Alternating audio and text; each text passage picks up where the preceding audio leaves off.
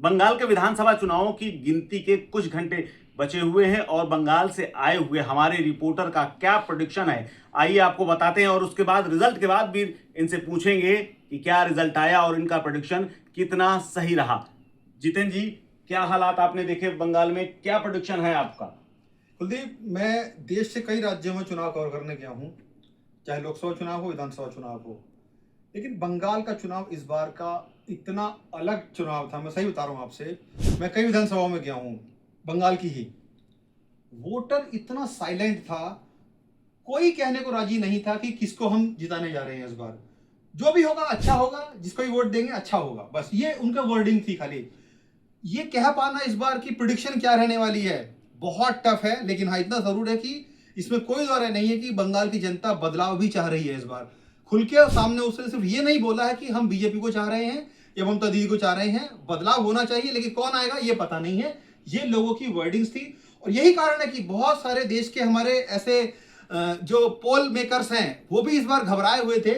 पोल नहीं दिया है उन्होंने, क्योंकि कारण यही है कि कुछ भी कह पाना बड़ा मुश्किल है बंगाल के लिए। हालांकि जो भी पोल्स यहाँ पर आए हैं कुलदीप, उसमें बीजेपी का बढ़त दिखाई गई है, लेकिन ये बढ़त। लेकिन जितेंद्र का क्या एग्जिट मेरा पोल अगर है, अपने जनता के मन में क्या आपने झांक करके देखा और मैं अगर क्या अपने संख्या बता असेसमेंट सकें? अगर आपको बताऊं अपना, तो मुझे लगता है कि शायद बीजेपी बाजी मार जाए।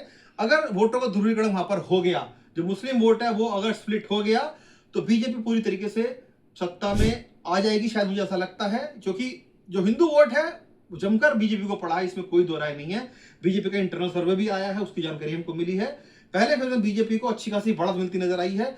दूसरे फेज में अगर बता दूं कि दूसरे फेज में भी बीजेपी ने अच्छा प्रदर्शन किया है। जानकारी ये तक मुझे आई है कि टीएमसी के जो मुस्लिम कैंडिडेट्स थे उनको जो वोट पड़ा है वो उनको ना पढ़कर बीजेपी के लोगों को पड़ा है।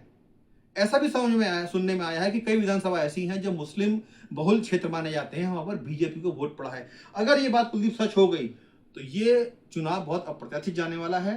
ममता दीदी को कहीं ना कहीं बड़ा हार का मुंह देखना पड़ेगा। और हम देख रहे हैं कितना नंबर आप देख रहे हैं? 148 का बहुमत देखिए, है। नंबर कितना नंबर आपको लग रहा है बीजेपी कितना पाने वाली है? मैं नंबर कोई नहीं दूंगा, लेकिन मुझे इतना जरूर ऐसा लगता है, असेसमेंट है मेरा, कि शायद बीजेपी बाजी मार जाएगी। लेकिन बहुत बड़ा 150 से पार या 150 से कम सत्ता में वो आ जाएगी, आप इतना समझ के चलिए। उसके लिए सरकार वो बना लेगी। 148 से कम वो नहीं भी चाहिए। कब, वो भी कब, मैं कब आपसे कह रहा हूं, जब सेकंड फेज में जब मुस्लिम वोटों का ध्रुवीकरण हुआ है, अगर तो सच हो गया है तो बीजेपी 150 पार जाएगी। हो सकता है कि 160 पार भी चली जाए। 160 पार। तो देखेंगे जितेंद्र जी का ये प्रेडिक्शन कितना सही होता है रिजल्ट के बाद।